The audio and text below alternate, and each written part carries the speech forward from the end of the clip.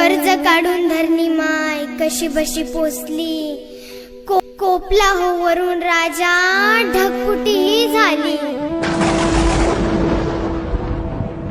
पाण्यानं लुटलं धान, त्यानं केलं सार वजा.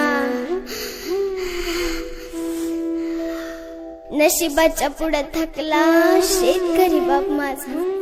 वावरात शिवारात झालं बघा पाणीच पाणी. हातातोंडाचा घास गेला, पीक गेलं ना वाहुनी. हमरती गुरढोर धान्याला पाहुनी. आक्रोश करी मुका जीव, सोडवायला नाही कोणी.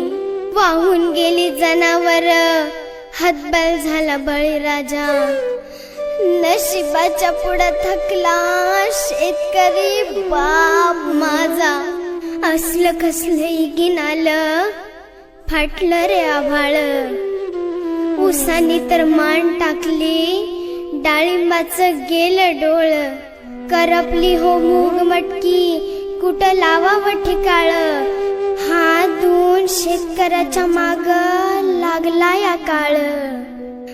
बघा मायबा किती तळमळतोय बळीराजा. नशिबाच्या पुढे थकला शेतकरी बाप माझा.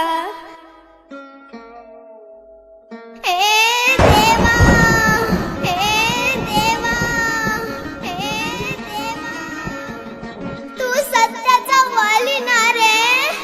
8 महिने झालं प्रत्येक जण कोरोनाच्या भीतीने घरात होता.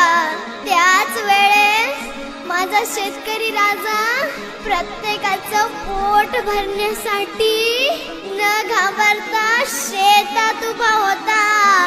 त्याचीच शिक्षा दिलीस का रे? त्याचीच शिक्षा दिलीस का रे?